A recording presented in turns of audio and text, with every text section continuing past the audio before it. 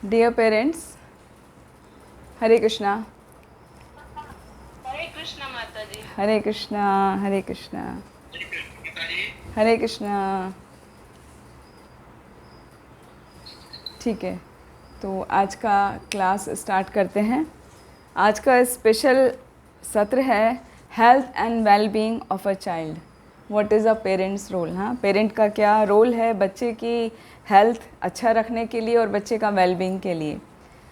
तो जैसा कि आप सभी जानते हैं, पेरेंट का रोल बच्चे के बर्थ से ही, जन्म से ही शुरू हो जाता है।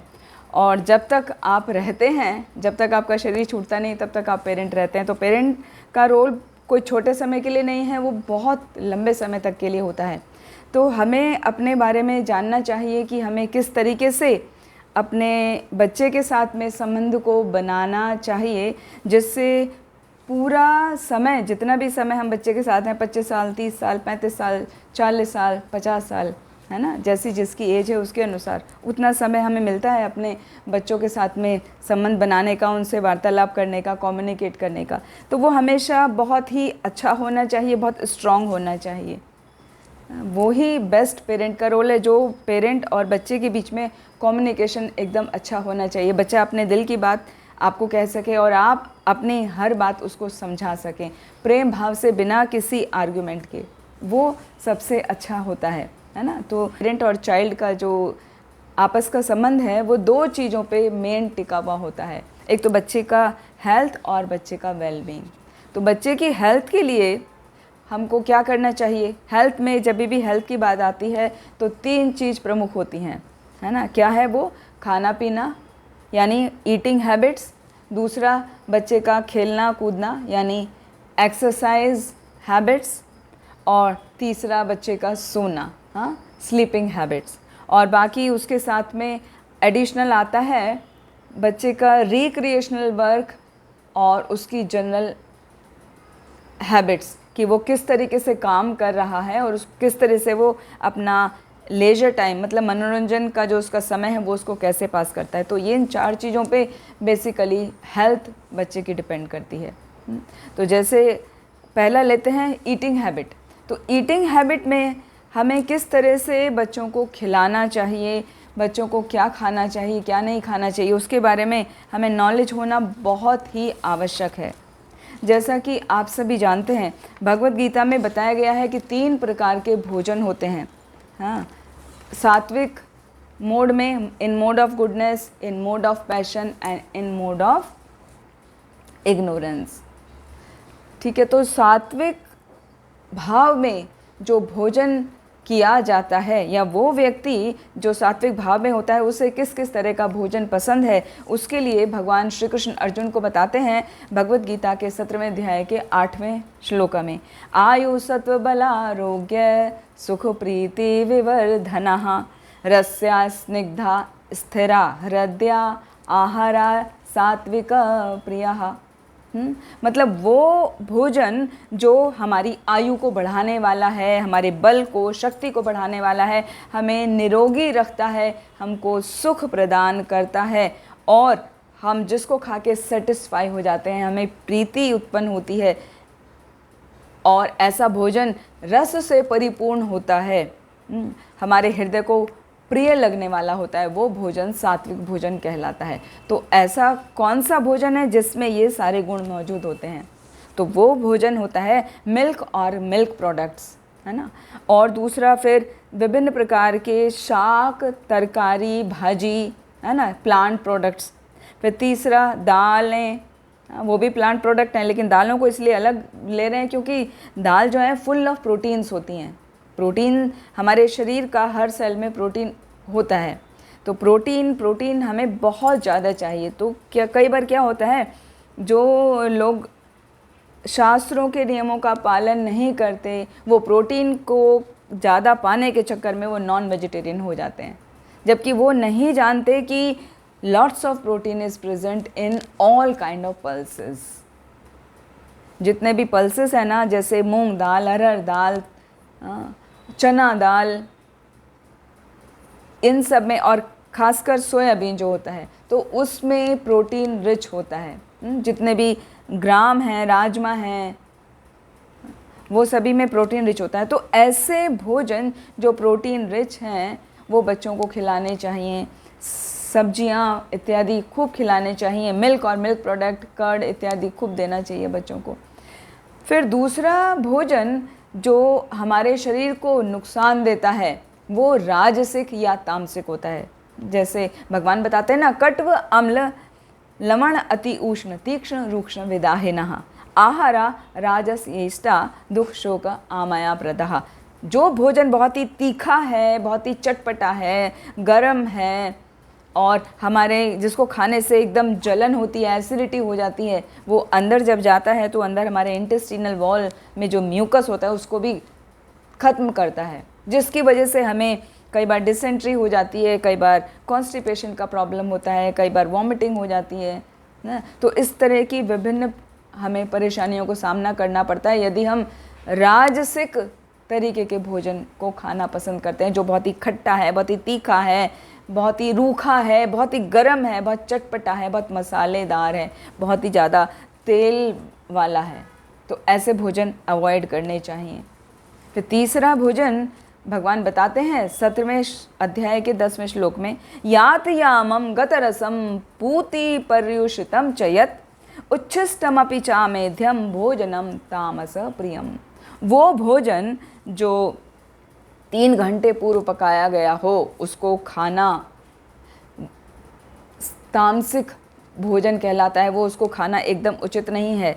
दूसरा, वो भोजन जिसमें से सभी रस चला गया हो, उसमें सड़ गया हो, बासी हो गया हो, उसमें स्मेल आ रही हो, या किसी का उच्छिष्ट हो, छोड़ा हुआ भोजन की थाली में किसी ने खाया, थोड़ा छोड़ दिया, हमने उसी में खाना शुरू कर दिया।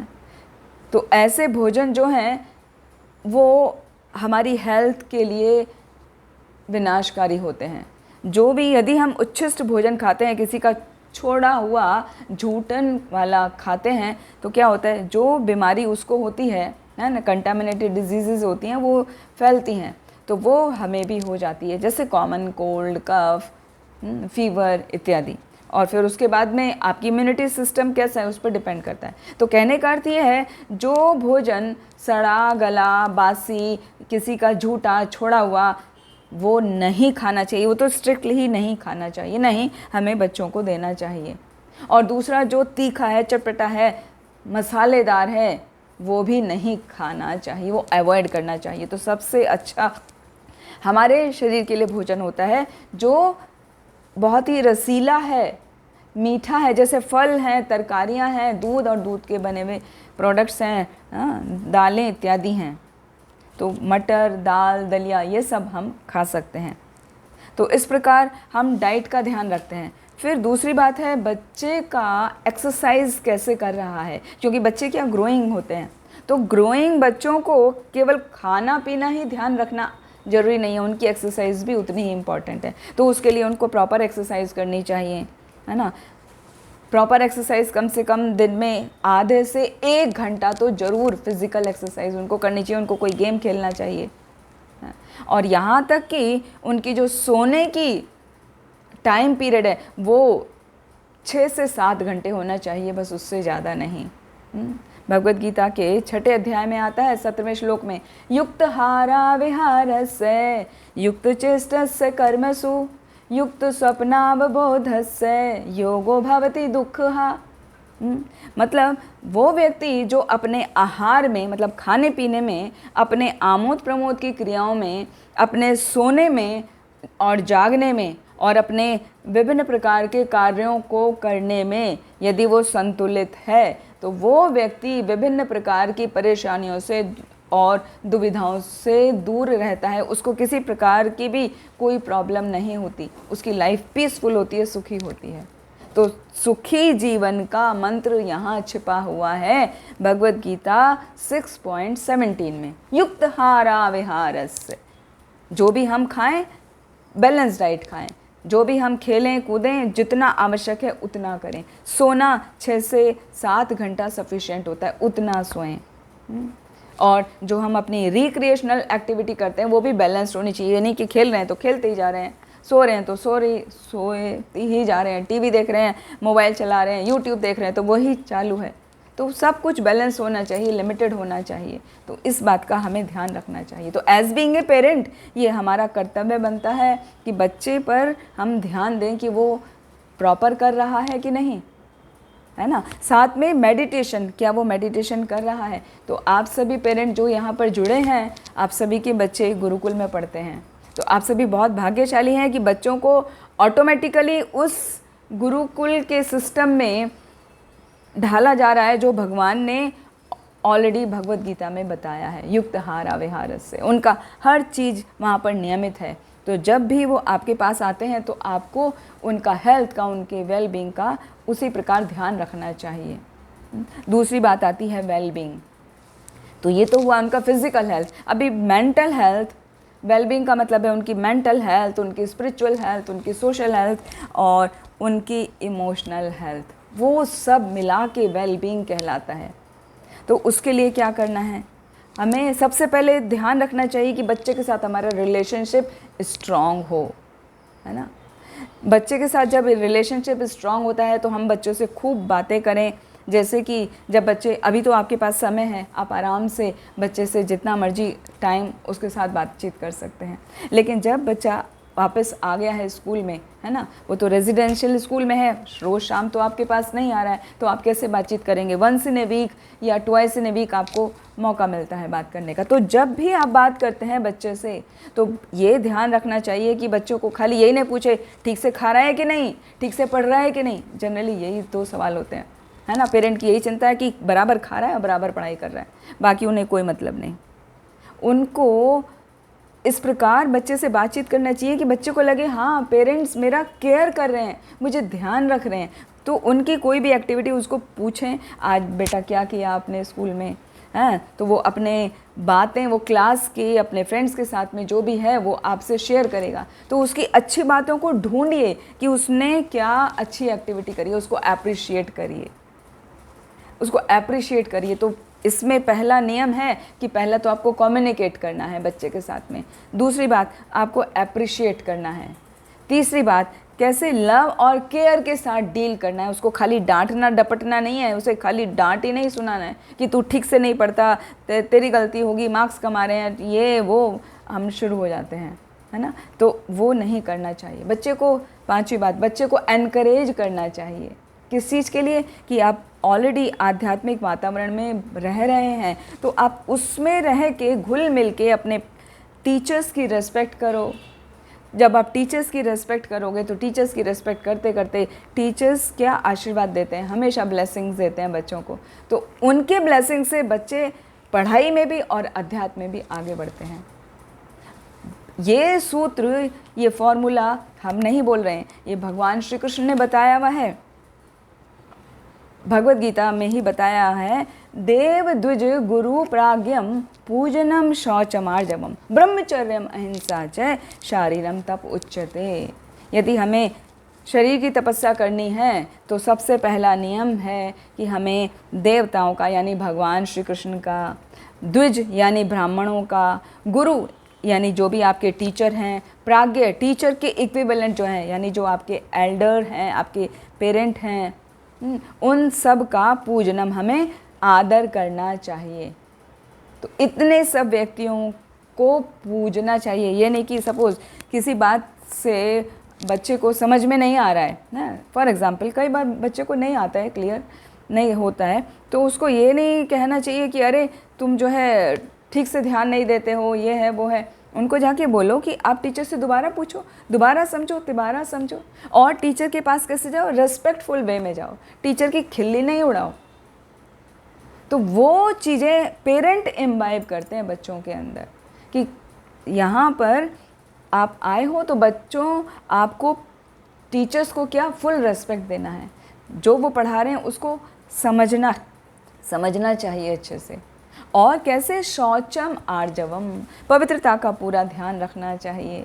पवित्रता में हमारे हृदय की शुद्धता होनी चाहिए और हमारे बाहर की शुद्धता होनी चाहिए। रोज़ दिन में कम से कम 2 बार स्नान करना चाहिए। सुबह तो सभी उठ के मंगल आरती में स्नान करके जाते हैं, फिर शाम को जब उनका स्पोर्ट्स से वो खेल के आते हैं तो उसके बाद भी उनको कंपल्सरीली स्नान करना चाहिए, क्योंकि बॉडी की प्योरिटी होती है, शुद्धता होती है तो हम क्या हेल्दी रहते हैं।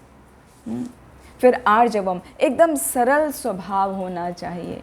ये नहीं कि सामने कुछ और पीछे कुछ, सामने टीचर के या फ्रेंड्स के या आपके पेरेंट के सामने वो अच्छा अच्छा बोलें और पीछे फिर उनके बारे में बैक बाइटिंग करें कि टीचर तो ऐसी है, मेरे फ्रेंड्स तो ऐसे हैं, है ना। आपको भी फ़ोन पे हो सकता है वो कहें मेरा फ्रेंड तो ऐसा है, ऐसा ऐसा है, ऐसा करता है, या टीचर तो ऐसे ऐसी ऐसी करती है, और फिर अपने आपस में फ्रेंड्स वो क्या पेरेंट के बारे में भी बोलते हैं, हमारे पेरेंट्स तो ऐसे हैं, ऐसे ऐसा करते हैं, ऐसा करते हैं। तो ये चीज़ को हमें कट करना है, उनको सरलता सिखाना है, सौम्यता सिखाना है कि कैसे सौम्य बनना है, जो अंदर है वही बाहर होना चाहिए। जितना ज़्यादा हमारा स्वभाव सरल होता है उतने ही ज़्यादा हम आध्यात्मिक प्रगति करते हैं और साथ साथ में शैक्षिक प्रगति भी करते हैं। मतलब हम टीचिंग में, हम एजुकेशन में भी आगे बढ़ते हैं और हमारा स्पिरिचुअल अपलिफ्टमेंट भी होता है। और जब बोलें, किसी से भी बोलें, तो हमें सिखाना चाहिए, एज बीइंग ए पेरेंट हमें सिखाना चाहिए बच्चों को कैसे कि हमारा जो बोली है वो इतनी अच्छी होनी चाहिए, रेस्पेक्टफुल मैनर में होनी चाहिए कि सबको लुभावने वाली हो वो, है ना। भगवान श्री कृष्ण स्वयं बताते हैं कि कैसे सदा सत्य बोलना चाहिए। 17वें अध्याय के 15वें श्लोक में आता है, अनुद्वेग करम वाक्यम सत्यम प्रिय हितम चयत स्वाध्याय अभ्यसनम चेवा वांगमयम तप उच्यते। अनुद्वेग करम वाक्यम, कोई भी ऐसा वाक्य नहीं बोलना चाहिए जो दूसरे के हृदय को क्षुब्ध कर जाए। जैसे कई बार बच्चों को जब आपस में झगड़ा होता है ना, तो बोलते हैं, स्लैंग वर्ड्स यूज़ करते हैं, आई डोंट वांट टू से हियर, बट आप सभी को पता है। तो वो वर्ड कहाँ से आते हैं एक्चुअली, जो हम बच्चे घर का वातावरण देखते हैं ना, वही वर्ड वो यूज़ करते हैं।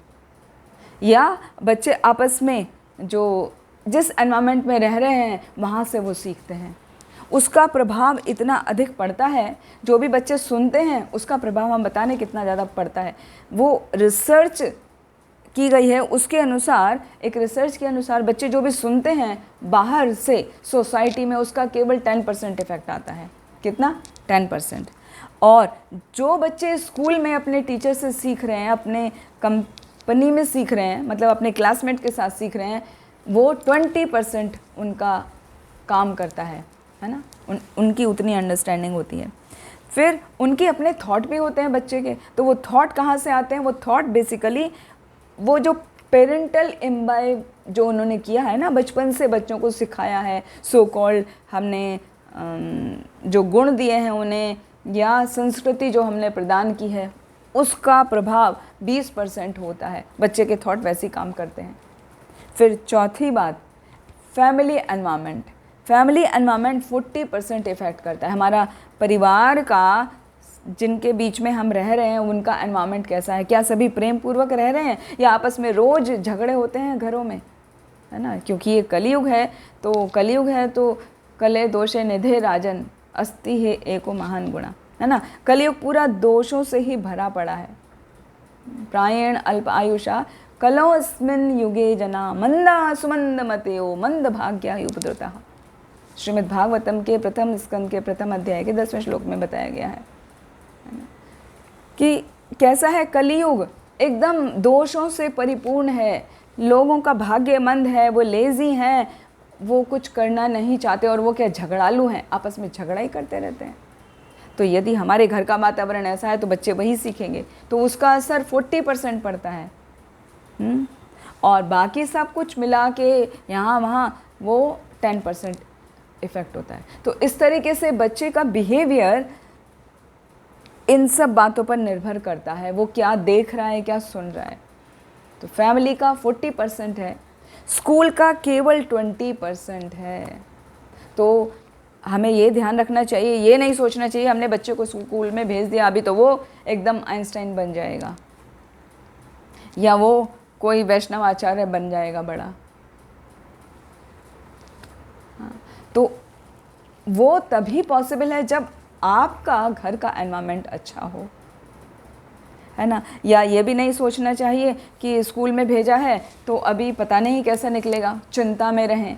तो ना तो बहुत ज़्यादा चिंता करें और ना एकदम उसको इग्नोर कर दें। तो आपका रोल ये है कि कंटिन्यूअस बच्चे पे वॉच रखी जाए कि मेरा बच्चा कैसा कर रहा है, और उसको प्रेम पूर्वक उससे डीलिंग करी जाए, ये ध्यान में रखते हुए कि जो आप कहेंगे उसका प्रभाव ज़्यादा पड़ता है, 40% उसका प्रभाव पड़ता है। तो उसके लिए हमें क्या करना है, हमारा प्रभाव अच्छा हो बच्चे पर, तो पहली बात हमें ध्यान रखनी चाहिए कि हमें कभी भी बच्चे को जज नहीं करना चाहिए, है ना। जैसे बच्चे को हम जज करने बैठ जाते हैं, सपोज़ उससे कोई गलती हो गई, तो एक छोटा सा एग्जांपल लेते हैं, बच्चे का पेन गुम हो गया। तो बच्चे का पेन गुम हो गया, बच्चा बता रहा है माँ मेरा पेन गुम हो गया, या पापा मेरा पेन गुम हो गया, तो मुझे नया पेन चाहिए। हाँ, तो may be different parents different answer करें, तो हो सकता है कोई कह देगा बेटा ठीक है कोई बात नहीं, नया पेन ले ले। हाँ, कोई कहेगा अरे तू ध्यान नहीं रखता है, लापरवाह है, अपने पेन का ध्यान नहीं रख सकता, कितना पेन तुझे खरीद के दूँ, पिछले महीने तो खरीदा था, फिर अब खो दिया तूने। एक तरीका ये भी हो सकता है।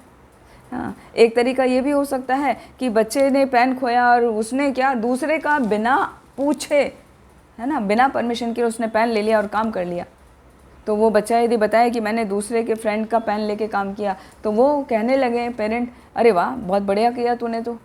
हाँ, लेकिन वो तो चोरी है ना, वो चोरी नहीं करनी चाहिए। तो बजाय उसको ये कहने के उसको साथ में ये बताएं कि ठीक है आपने काम किया, अपना काम चला लिया, बहुत अच्छी बात है, लेकिन अभी क्या एक नया पेन खरीद के अपने फ्रेंड को रिटर्न कर दो, या तो उसका पेन रिटर्न कर दो यदि थोड़े समय के लिए लिया था 5-10 मिनट के लिए, नहीं तो आपने उसको यूज़ किया है अच्छे से 1-2 दिन, तो उसको नया पेन रिटर्न करो। तो ये चीज़ें हमें इम्बाइब करनी होती हैं। ये चीज़ें आती हैं कहाँ से, हमारे संस्कारों से।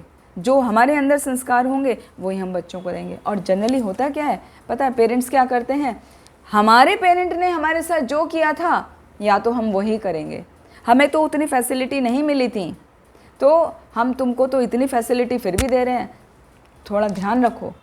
या उनको पूरा रॉ भी झाड़ेंगे, हाँ, कि तुम्हारे लिए इतना इतना सब कुछ कर रहे हैं हम, और फिर भी तुम नहीं कर पा रहे हो। तो कहने की बात ये है कि हमें एज बीइंग ए पेरेंट बच्चे पर हावी नहीं होना है, उसको प्रेम पूर्वक समझाना है। आई होप कि इसमें बड़ी क्लास के बच्चों के पेरेंट्स आए हैं, छोटी क्लास के हैं तो वो भी समझ सकते हैं, लेकिन छोटी क्लास के बच्चों का डीलिंग थोड़ा अलग होता है और बड़ी क्लास के बच्चों का डीलिंग थोड़ा अलग होता है। छोटी क्लास के बच्चों को बहुत ज़्यादा प्रेम की ज़रूरत होती है, लेकिन बड़ी क्लास के बच्चों को प्रेम तो चाहिए, सभी को चाहिए, उनको एनकरेजमेंट के साथ में डिसिप्लिन सिखाना बहुत ज़रूरी होता है। यदि उनको डिसिप्लिन नहीं सिखाएंगे तो बच्चे फिर किसी का भी नहीं सुनते हैं, ना तो फिर पेरेंट का सुनते हैं, ना तो फिर वो टीचर का सुनते हैं, और फिर वो अपनी मनमानी करके अपना फ्यूचर भी कुछ कर नहीं पाते, वो एक ऑर्डिनरी पर्सन की तरह वो रह जाते हैं। तो हमें यदि चाहिए कि बच्चे को हम एक्स्ट्रा ऑर्डिनरी बनाएं, चाहे वो भक्ति में आगे बढ़े, चाहे वो अच्छी जॉब लेकर अच्छा अर्निंग करे, तो हमें जो वैल्यूज़ हैं, ह्यूमन वैल्यूज़, वो इम्बाइब करने पड़ेंगे बच्चों के अंदर। और ह्यूमन वैल्यूज़ को इम्बाइब करने का कर्तव्य केवल टीचर्स का नहीं होता है, पेरेंट्स का उससे भी कहीं ज़्यादा होता है। तो पेरेंट को ध्यान रखना चाहिए कि कैसे हम अपने बच्चे को बड़ा कर रहे हैं। तो उसमें सबसे इम्पॉर्टेंट है बच्चे को एनकरेज करें उनके अच्छे कामों के लिए, उनको यदि उन्होंने कुछ गलती करी है तो उसको समझाएं, खाली डिस्करेज ही ना करें, खाली क्रिटिसाइज़ ही ना करें, खाली जज ही ना करें, उनको समझाएं कि बेटा ये गलत है और उसका फ्यूचर में रिज़ल्ट ये होगा, और अभी आप इसको सुधार लोगे तो ठीक हो जाएगा, वरना बाद में गड़बड़ होती चली जाएगी, है ना, फिर आप अपने बुरी आदतों पे कंट्रोल नहीं कर पाओगे। तो क्रिटिसाइज़ ना करके आपको केयरफुली हैंडल करना आना चाहिए। एक बात बहुत ज़रूरी है, सभी पेरेंट्स ये गलती करते हैं, वो क्या, बच्चों को, अपने बच्चों को दूसरे बच्चे के साथ कंपेयर करते हैं। देख शर्मा जी का लड़का तो कितने अच्छे मार्क्स लाता, तू पढ़ता ही नहीं है, वो पिछली बार भी तुझसे आगे था, पिछली क्लास में भी आगे था, तू यहीं का यहीं पढ़ा हुआ है। तो ये जो कंपैरिजन वाली बात है ना, चाहे कभी शर्मा जी का बेटा हो, कभी गुप्ता जी का हो, कभी गर्ग साहब का हो, किसी का भी हो, वो समझने के लिए है। तो हमें क्या कंपेयर नहीं करना चाहिए। कंपेयर किससे करना चाहिए, comparison is good only when it is applicable to yourself. आप अपने से कंपेयर करें तभी वो अच्छा है। अपने से कैसे कंपेयर करेंगे कि हमारा बच्चा जब ये 5 साल का था तभी कैसा करता था, क्या अभी उसने इम्प्रूव किया है, क्या अभी अब अच्छा करने लगा है, या जब 7th स्टैंडर्ड में था तब कैसा करता था, अभी वो 9th में आया है तो कैसा कर रहा है, अभी 10th में आ रहा है तो कैसा कर रहा है, क्या वो इम्प्रूव कर रहा है कि नहीं, अभी 11th 12th आ गया उसका, क्या वो इम्प्रूव कर रहा है कि नहीं।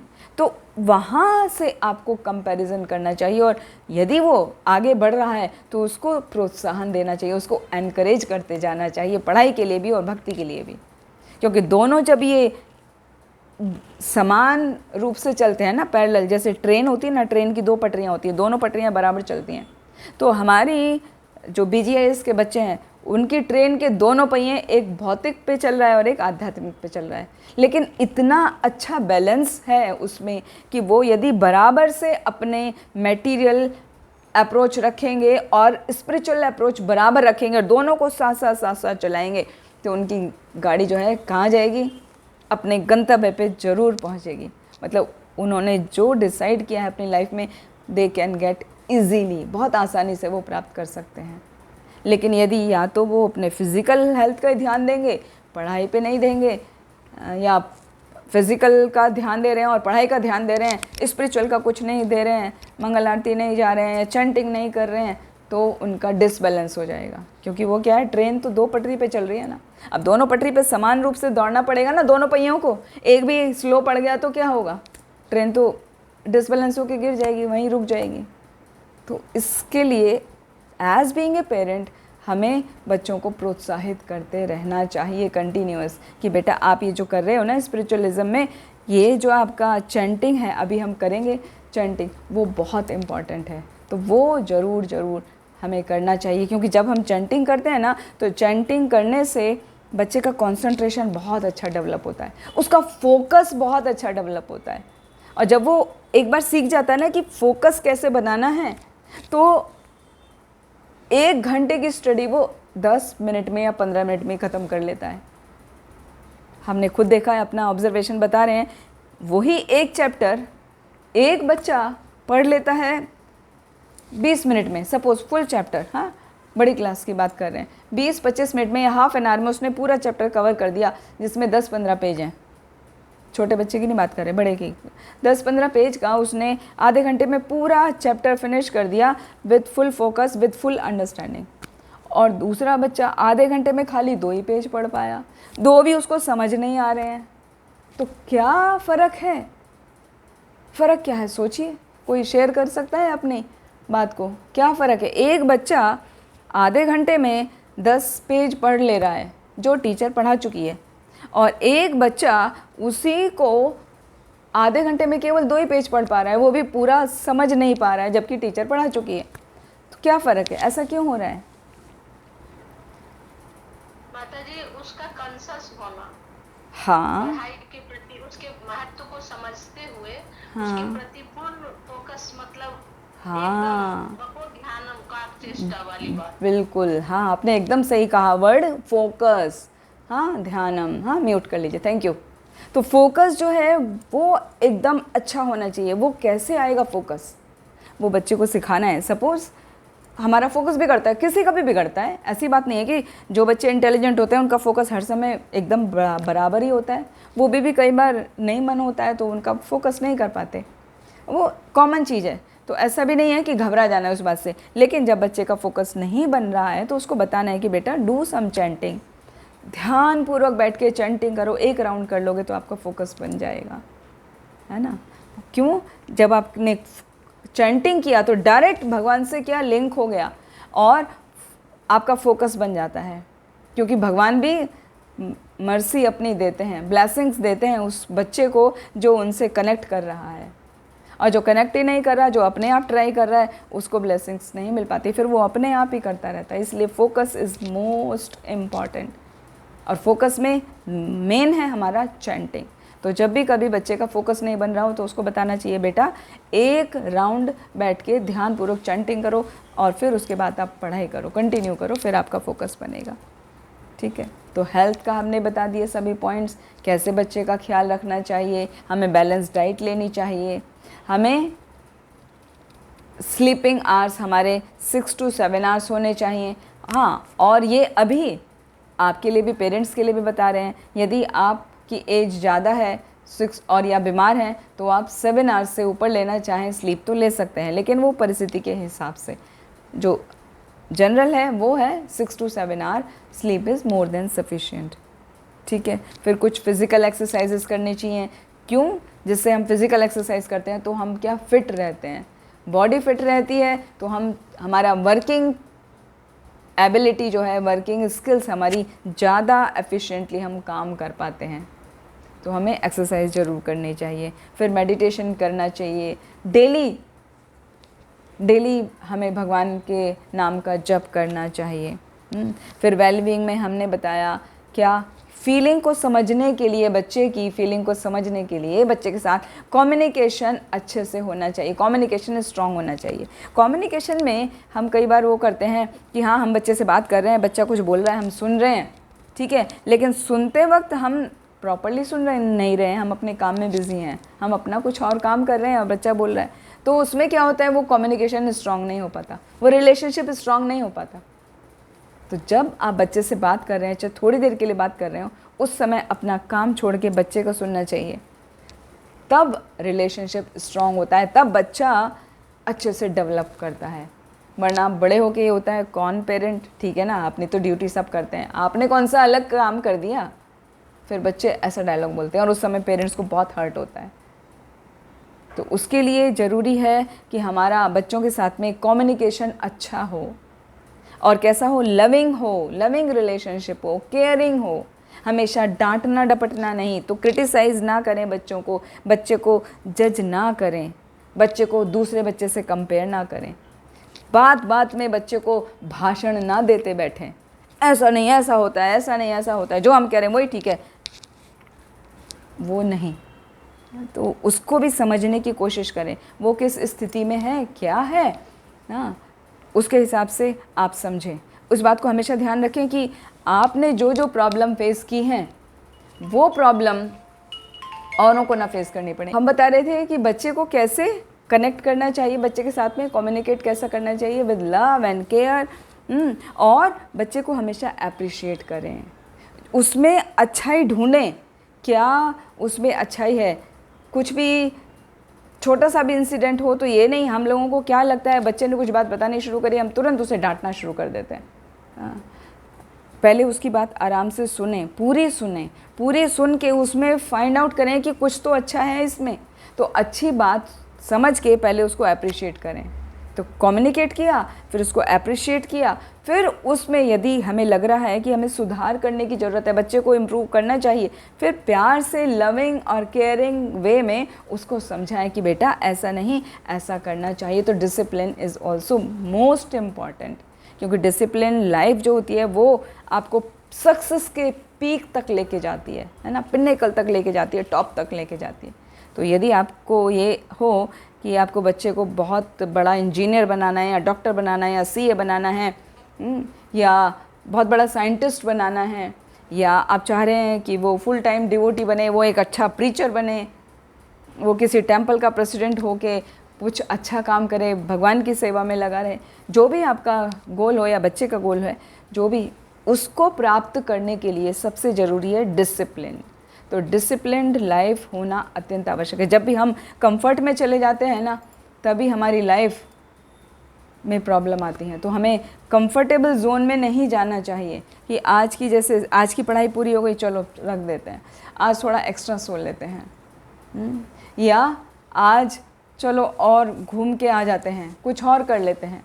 तो कंफर्ट जोन में नहीं आना चाहिए, खासकर बड़े बच्चों को, जो हमारे 10th 11th 12th के बोर्ड के बच्चे हैं, उनके लिए खास ये संदेश है। और पेरेंट को भी इस बात पे ध्यान रखना चाहिए कि यदि उनका टारगेट उन्हें अचीव करना है तो उन्हें कंफर्ट जोन से बाहर आके एक्स्ट्रा एफर्ट्स करने होते हैं, तभी वो अचीव कर पाते हैं जो उन्हें चाहिए। वरना कंफर्ट जोन में जाने से फिर एवरेज मार्क्स, आजकल 70-80% एवरेज मार्क्स कहलाते हैं, 70-80% को कोई नहीं पूछता है। 90% आए तब ये होता है कि हाँ भाई बच्चा इंटेलिजेंट है, बच्चा कुछ कर रहा है, और 98-99 तक आ रहा है तो ही ब्रिलियंट है। अभी समाज की स्थिति हो चुकी है ना, पहले की बात और थी। तो मतलब ये है कि हमें बच्चे को हमेशा एनकरेज करना है, डिसिप्लिन में रखना है, उसके साथ लविंग और केयरिंग बन के रहना चाहिए। और उसको कभी भी कंपेयर नहीं करना चाहिए और हमेशा भाषणबाजी नहीं करनी चाहिए। और एक और बात उसको सिखाएं, ग्रेटिट्यूड पे करना। ग्रेटिट्यूड क्या होता है? ग्रेटिट्यूड होता है थैंक्स पे करना। किसी ने आपकी हेल्प की तो आप उसको थैंक्स दें। तो हमेशा हमें भी रेडी रहना चाहिए दूसरे की हेल्प के लिए, और किसी ने आपकी हेल्प करी तो उसको ग्रेटिट्यूड पे करना चाहिए। तो इस तरह से क्या कम्युनिकेशन अच्छा होता है, कम्युनिकेशन स्किल डेवलप होते हैं, और वो कम्युनिकेशन स्किल्स हमारे आगे तक काम आते हैं। ठीक है, तो इस तरीके से हम टोटल वेलबींग का ध्यान रख सकते हैं। अभी 5-7 मिनट ही बचे हैं। अभी हम लोगों को, जैसे इस मीटिंग में हम हमेशा करते हैं, लास्ट में एक माला जप करते हैं। तो माला जप करने से पहले यदि किसी का कोई प्रश्न है तो पूछ सकते हैं regarding wellbeing of a child, या पेरेंट का रोल। यदि कोई बात क्लियर नहीं हुई है या आपके मन में कोई प्रश्न है, कोई जिज्ञासा है, तो पूछ सकते हैं। हरे कृष्णा। हरे कृष्णा माता जी, सादर प्रणाम। हरे कृष्णा। प्रणाम माता जी। माता जी, एक्स्ट्रा एफर्ट के बारे में अभी आप बोली, हाँ जी। इसके अंतर्गत क्या मतलब क्या आ रहा है? एक्स्ट्रा एफर्ट देना चाहिए बच्चे को, ये क्या हुआ? ओके, बहुत अच्छा प्रश्न आपने पूछा है माता जी। एक्स्ट्रा एफर्ट का मतलब है, जैसे बच्चा सपोज़ 6 घंटे पढ़ रहा है ना, उसकी पढ़ाई पूरी हो गई है और आज उसने ज़्यादा फोकस से पढ़ा तो उसकी पढ़ाई 5 घंटे में पूरी हो गई, उसका सारा होमवर्क कंप्लीट हो गया, सब कुछ हो गया। तो वो अभी क्या हो गया, 1 घंटा उसका कंफर्ट जोन के लिए बच गया। तो वो कंफर्ट जोन में ना जाके वो एक्स्ट्रा एफर्ट डाले। एक्स्ट्रा एफर्ट में वो कुछ और एक्स्ट्रा काम करे, मैथ्स का कुछ चैप्टर करे, कुछ एक्स्ट्रा मैथ्स के कैलकुलेशन करे, या फिज़िक्स में या केमिस्ट्री में जहाँ उसको थोड़ा डिफ़िकल्ट लगता है उनका रिवीजन करे, इस तरीके से।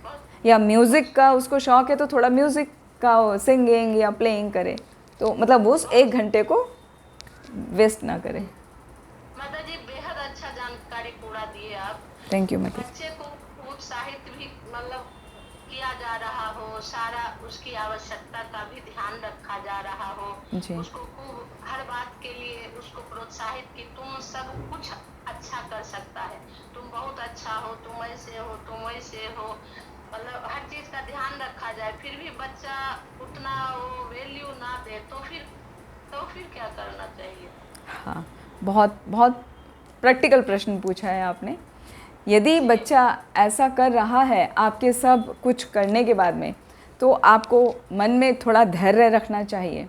किस बात का धैर्य? कि हम एक आत्मा हैं, वो भी एक आत्मा है, and we all are different, we all are independent. हमें देखने में ही लगता है ना कि हम पेरेंट हैं, वो बच्चा हम पे डिपेंडेंट है। वास्तव में ऐसा नहीं है। We all are independent. तो we all are independent soul. तो बच्चा आपका नौकर नहीं है, ये बात ध्यान रखनी चाहिए। बच्चा हमारा क्या सर्वेंट नहीं है कि हम उसको ऑर्डर देते जाएंगे, वो हमारी बात मानता जाएगा, है ना।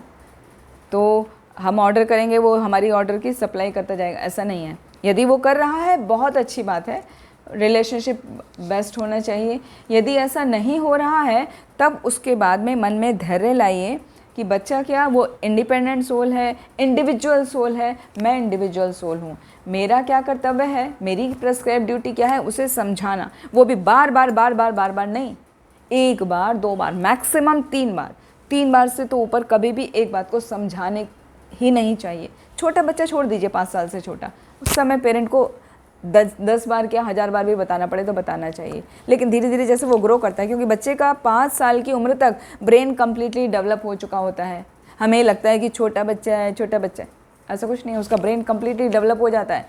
तो उसको बताएं 1 बार 2 बार, हाँ फिर भी 3 बार बता लें। लेकिन जब वो एडल्ट उसमें आ गया ना, टीनेज में आ गया, तब उसे 3 बार भी अवॉइड करिए। 2 ही बार बताइए, 1 बार बताइए, समझाइए, दूसरी बार ध्यान दिला दीजिए, तीसरी बार यदि आपको लग रहा है कि फिर भी वो नहीं सुना तो प्यार से इनडायरेक्टली आप उसको याद दिला सकते हैं, लेकिन उसको प्रेशराइज मत करिए। तब इस बात का ध्यान करिए कि he is also an individual soul. मैं भी इंडिविजुअल सोल हूँ, तो मेरा रोल उसको भगवान से कनेक्ट करने का है। और जितना हम प्यार से रह सकें उतना, बस। फोर्स करने से क्या होगा, वो बड़ा हो के फिर चला जाएगा, फिर आपसे कोई कनेक्शन भी नहीं रखेगा। ऐसा होता है ना, हमने कई लोगों की फैमिली में देखा है ना। जैसे ही बच्चे बड़े होते हैं ना, ग्रेजुएशन वगैरह कर लिया, अभी पोस्ट ग्रेजुएशन की बारी आती है तो पोस्ट ग्रेजुएशन कहाँ करने जाते हैं, आउट ऑफ इंडिया। तो कभी समझने की कोशिश की है, मीडियोकर फैमिली के बच्चे, बहुत रिच है तो बात छोड़ दीजिए, मीडियोकर फैमिली के बच्चे जिनको उनको अरेंज करना पड़ता है, उन जाने का टिकट वीज़ा वगैरह अरेंज करना पड़ता है, उनको इजी नहीं होता है बैठ के, ये नहीं कि चुटकी घुमाई और बजाई और हो गया, अरेंज करना पड़ रहा है। उस वाली स्थिति में बच्चे बाहर जाते हैं, क्यों? उसके पीछे बहुत बड़ा रीज़न है। पेरेंट और स्टूडेंट जो है, पेरेंट और चाइल्ड का रिलेशनशिप बढ़िया नहीं है, बैलेंस नहीं है, तो बच्चा भागना चाहता है पेरेंट्स से, दूर जाना चाहता है कि कौन है इनकी खिटखिट खिटखिट रोज़ सुनेगा, जाओ दूर जाओ, मैं फ्री होके अपना पढ़ाई करूँगा। और बच्चे बाहर जाते हैं तो फिर लौट के आते भी नहीं हैं, देखा होगा ना। तो उसके लिए ज़रूरी है बच्चे को बहुत ज़्यादा टोका ना जाए, जितना आवश्यक है उतना उसको समझाया जाए, एक बार दो बार बस, उसके बाद शांत रहा जाए, प्रेयर्स करी जाएं, कुछ समय के बाद याद दिला। सबसे अच्छा बात बोले प्रेयर करना जी, क्योंकि अगर उसके मन पे छोड़ दिए पर वो अपने मन के हिसाब से फिर अपने जैसे समय में अच्छा नहीं किया, अपने क्लास में अच्छा नहीं किया, तो ये तो बहुत वो वाली बात हो जाती है ना। जैसे ये बात बोली कि जो भगवान से प्रे करना चाहिए कि जो मान लीजिए सब कुछ हो रहा है, बच्चा को ठीक है छोड़ दिए, तुम्हारी जैसी इच्छा, तुम जैसे भी करके ठीक ठाक करो, अच्छा करो, मैं कुछ नहीं बोलूंगी, पर वो अच्छा नहीं किया तो ये दुख का विषय हो जाता है। हाँ माता जी, उसके लिए हमें थोड़ा धैर्य रखना चाहिए। किस बात का धैर्य? यदि आपने बिगनिंग से उसको अच्छे संस्कार दिए हैं और अभी वो टीनेज में आके नहीं कर रहा है, तो भले ही वो कुछ समय के लिए, कुछ सालों के लिए ना करे, उस समय उसको प्रेशराइज मत कीजिए। लेकिन जैसे वो टीन एज से बाहर निकलेगा ना, जैसे वो एडल्ट हो जाएगा, 20+ का हो जाएगा ना, उसको याद आएगा कि अरे मैंने ये 3-4 साल ना वेस्ट कर दिए अपने, मम्मी पापा ने जो मुझे बचपन में सिखाया था ना वो ज़्यादा अच्छा है, तो वो ऑटोमेटिकली वापस आ जाएगा। वो आपके बचपन के संस्कार दिए हुए कभी भी वेस्ट नहीं जाते हैं। वो वेस्ट कब हो जाते हैं? जब टीन एज में हम उनको ऐसे जकड़ के रखते हैं, उनको लगता है कि मुझे जंजीरों में बांधा गया है, मुझे जेल लग रहा है, ये घर क्या है, जेल है, तब वो संस्कार बिखर जाते हैं। फिर उसके बाद वो संस्कार कब जागते हैं? जब उन्हें कभी ट्रबल होती है लाइफ में, 40+, 30+, लेट 30s में या 40s में उन्हें तब याद आते हैं। तो अच्छा वो है कि अभी 4-5 साल का ध्यान रखिए। ऐसा नहीं कह रहे कि बिल्कुल भूल जाइए उनको, टीनेज में वो जो कर रहा है करने दीजिए, ध्यान रखिए, केयर करिए। जैसे वो होता है ना कुम्हार क्या होता है, घड़े के अंदर हाथ रखेगा और बाहर से पीटेगा, अंदर तो उसने संभाला हुआ है ना। तो ऐसे लव एंड केयर रखिए पूरा, उसको लगे कि हाँ मम्मी तो प्यार तो करती हैं, मम्मी मुझे ध्यान तो रखती हैं, ऐसी बात नहीं है। तो लव एंड केयर बना के रखिए, लेकिन डिसिप्लिन का थपकी बाहर से देते रहिए, तो वो टूटेगा नहीं। और खाली थपकी देते रहेंगे, लव एंड केयर मिसिंग होगा तो वो टूट जाएगा, फिर बच्चा वापस पकड़ में नहीं आता। बहुत सुंदर, बहुत सुंदर, ठीक है, धन्यवाद, बहुत अच्छा बताया, हरे बहुत कृष्ण, अच्छा। हरे कृष्ण माता हरे जी। कृष्ण। हरे कृष्ण माता जी, even I have one query. Yes sure माता जी, पूछिए। हाँ, Hare Krishna, thank you for so nice word. I was glued to the screen. Thank you so much माता जी। What to do for the under confident kids? जब my younger one is under the impression that he can't do it, how to push him? He has that caliber, but वही हनुमान जी की तरह जगाना पड़ता है। Okay, I don't know what happened. Maybe he was not well. He could perform. There was a time. So from that point onwards, he has started thinking, okay, I can't do it. I'm weak in that. Okay, So it's very difficult to pull him up to the level where he can do it. He is little under pressure also that my elder one is doing, my brother Okay. is doing so good, and he comes under pressure हाँ, not because it's his self-made. Okay, We don't compare him at all.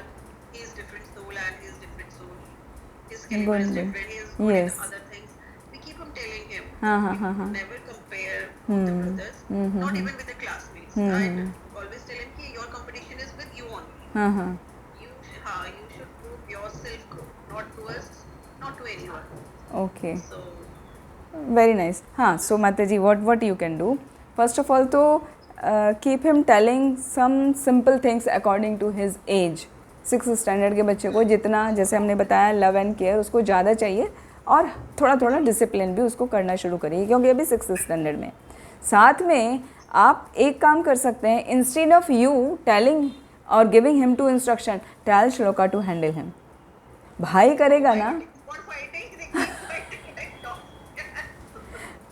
Okay, if they keep fighting, This is not working for us. Okay, तो उसके लिए आप कुछ ऐसा कर सकते हैं ना फैमिली में, जैसे अभी भी I think 2 weeks are still remaining for you, for students, है ना।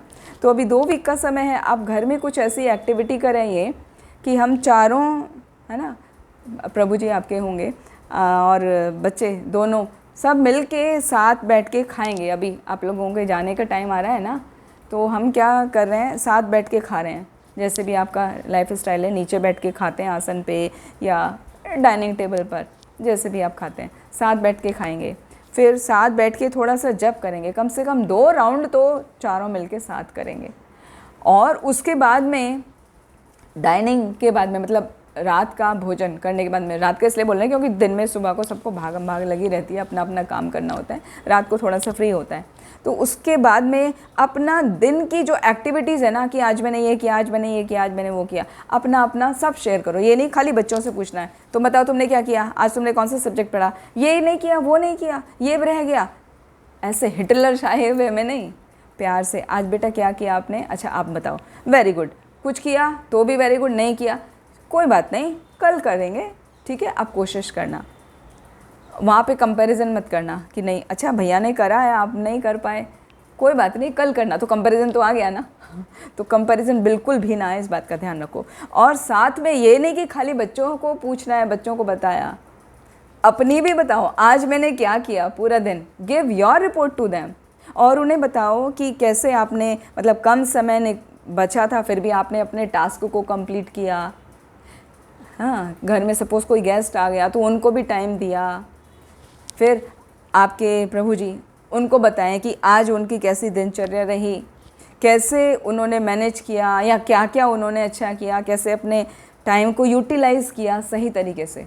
तो उससे क्या होगा, चारों जब बताएंगे, ये एक्टिविटी हम बेसिकली करते हैं, सभी पेरेंट करते हैं, लेकिन क्या उसमें डिक्टेटरशिप में पेरेंट तो पूछते जाएंगे, बच्चे जवाब देंगे और बस वहीं क्लोज कर देंगे। अरे आपका क्या, अभी तो बताइए ना, जब आप अपना बताएंगे तभी तो वो सर्कल कंप्लीट होगा ना। अभी तो वो सर्कल क्या आधा रह गया, तो आधा रहने से वो इफ़ेक्टिव होता ही नहीं, प्रॉब्लम यहीं पर आती है। हाँ, तो अपना भी उनको बताइए, 25% आपका, 25% आपके प्रभु जी का, और 50% दोनों बच्चों का, तो मिला के कंप्लीट हुआ। फिर उनको धीरे धीरे धीरे धीरे लगने लगेगा, अरे वाह, खाली हम ही मेहनत नहीं करते, मम्मी पापा भी मेहनत करते हैं, वो भी अपनी लाइफ में स्ट्रगल करते हैं, वो भी अपनी लाइफ में स्ट्रगल करते हैं।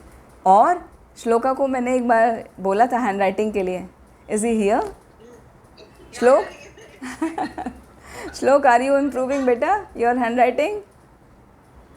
अभी अभी करीब मैंने last few days handwriting class लगवा दी। ओके, ठीक है। Now he has little bit improved it, but not it was so bad. I'm also teacher, so मैंने कहा बेटा this is very slap on my face. Now he has improved. हाँ So हाँ very much from हाँ, that. Good good good. तो मतलब आप जैसे मुझे बता रहे हैं ना, ऐसे उसको भी पूरे दिन की एक्टिविटीज़ को आप शेयर करिए, तो उससे क्या होगा, आप लोगों का कनेक्शन जो है ना आपस का, वो स्ट्रांग होगा बच्चों के साथ में। और जो भाई भाई का है ना, वो सभी का होता है। मेरे बच्चे भी बड़े हुए हैं, अभी दोनों कॉलेज में हैं, एक MBBS कर रहा है मेरा बेटा, छोटा बेटा, और बड़ा बेटा IIT मंडी से MBA कर रहा है, ठीक है।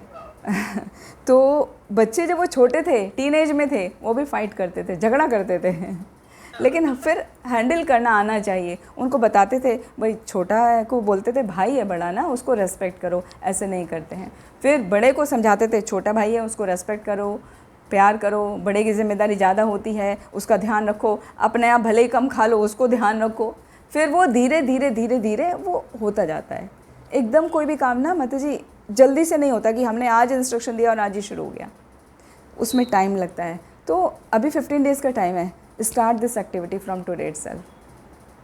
I'll do. Thank you so much. तो वो शेयरिंग से अपने उनका जो क्या है ना, मन की ग्रंथि, हृदय की ग्रंथि वो खुल जाएगी। छोटे वाले के हृदय में कुछ ग्रंथियाँ हैं, है ना।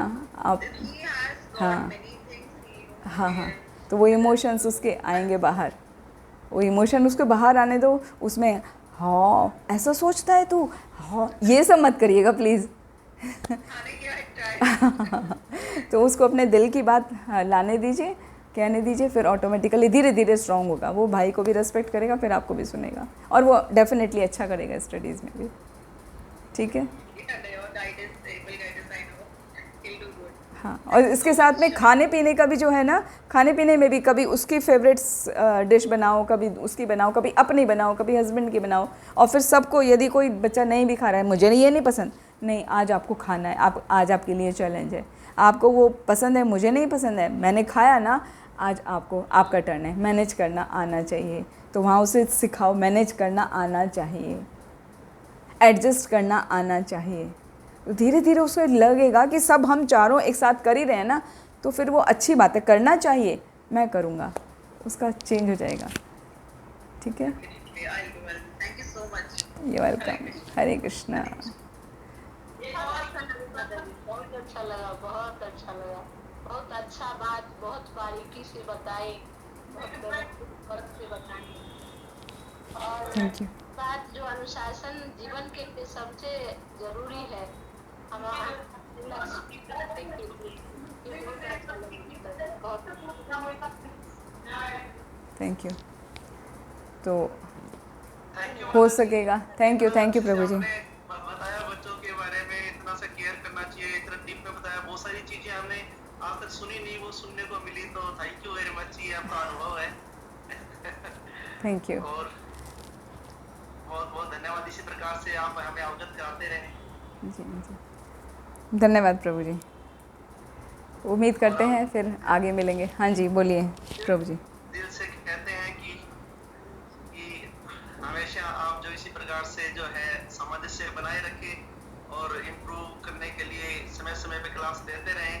और ये क्लास आज की वेरी वंडरफुल क्लास, बहुत ही अच्छी लगी, और हम आपको कोटि कोटि दंडवत प्रणाम करते हैं। वांछा कल्पतरुभ्यश्च कृपा सिंधु कृपा पतितानां पावनेभ्यो वैष्णवेभ्यो नमो नमः। डॉक्टर जानकी माता जी की जय। श्रील प्रभुपाद की जय। निताय गौर हरि प्रेमानंदी। हरि हरि बोल।